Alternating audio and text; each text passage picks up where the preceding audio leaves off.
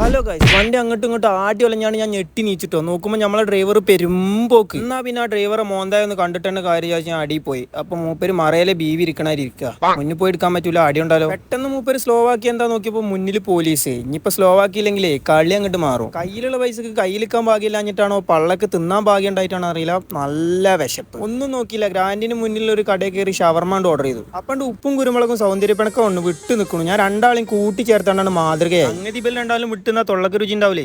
ഏത് ഷവർമ ഓർഡർ ചെയ്തിട്ട് പിന്നെ എന്തിനാ ഞാൻ മെനു നോക്കണം നിങ്ങൾ കരുതുണ്ടാവും. ഇതൊക്കെ ഒരു ഷോ അല്ലേ. ഇങ്ങനെ നോക്കി കുത്തിർക്കുമ്പോൾ ആൾക്കാർ ചോദിക്കും വലിയ കെറ്റപ്പാണ്. അവസാനം നമ്മൾ ഷവർമ എത്തിട്ടോ. തിരമാല വന്ന് ചളി തട്ടിപ്പോയ മാതിരി വക്കത്ത് കുറച്ച് സോസും വെതറിയുന്നു. കുബൂസ് എണ്ണി നോക്കുമ്പോൾ എന്റെ മക്കളെ 1 2 3 4 കുബൂസ് നേരിയതാട്ടോ. ബിസ്മിൻ ചൊല്ലി അടിയാണ്ട് തുടങ്ങി. പകുതിയെത്തി പോലെ ആ ചമ്മന്തി ഞാനൊന്ന് കൂട്ടി നോക്കിട്ടോ. ചോത്ത മുളകിന്റെ ചമ്മന്തി ആയതുകൊണ്ട് തന്നെ തൊള്ളേക്ക് വെച്ചതേ ഓർമ്മയുള്ളൂ. പിന്നെ എയിലൊക്കെ കാറ്റ് പോയതൊന്നും ഒരേ ഐഡിയ ഇല്ല. എനിക്ക് ആദ്യം കിട്ടിയ ബില്ല് 3 അണ്ണന്മാർ കഴിച്ച ബില്ലാട്ടോ. 7 ഷവർമ ഇക്ക് ചെലവായത് 800 അപ്പൊ ഇനി കാണാം. ബൈ.